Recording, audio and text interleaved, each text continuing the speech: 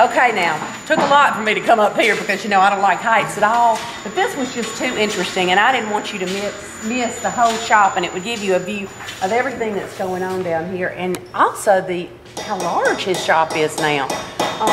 David, tell us a little bit about when your shop burned. It was June 29th. We had left about 4 o'clock that afternoon.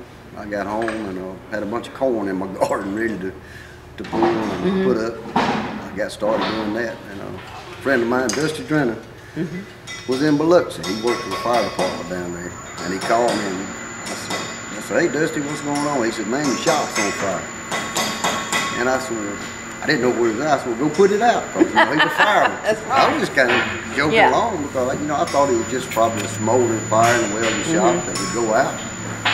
And he said, "No, Dad," he said, "I'm in Biloxi." He said, "I just came over the scanner." He said, "This is bad." And of course, I got in my truck and drove out here.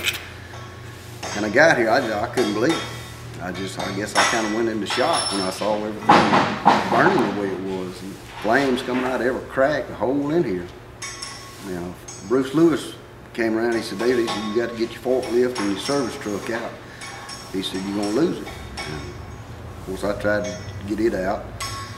And finally, my son came up here, Ben, and, you know, we got the forklift out, the service truck, and we went back in under the fire department said, don't go back in. I said, "Man, my life's burning up. I've got to say something." We went back under and we got 2 welding machines out and started back, and they said, "You go back under, you're going to die." He said, "It's not working." And so we just said, okay. And it was tough. I've got to say this. You know, it was really tough. I've been through deaths, family deaths, divorce, tornadoes, car wrecks.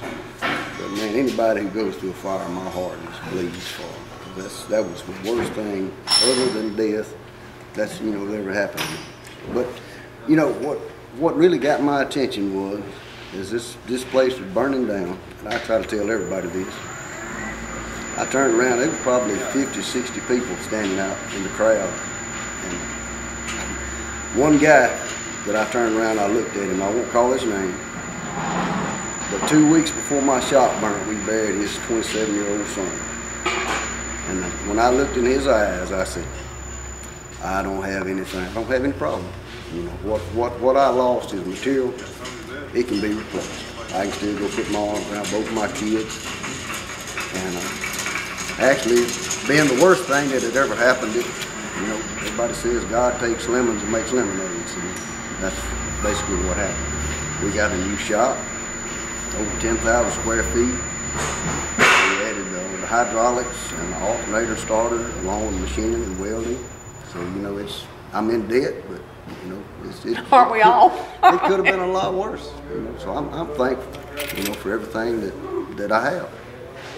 And, you know, I thank God for it. Again, I think it's so interesting about these jewels that are right in the middle of Magee. You may have a son or a daughter that can't decide what they're going to do for their future, for their college or whatever. And this has been so interesting to me to hear the stories about the Votech. Colin is right here, just a few miles from Magee. They offer courses here as well at Wesson, and you've got the best teachers right here in Magee that can teach you the real thing. Thank you, David, and I appreciate you letting us come into your shop and see another place in Magee. You're welcome. Thank you for coming.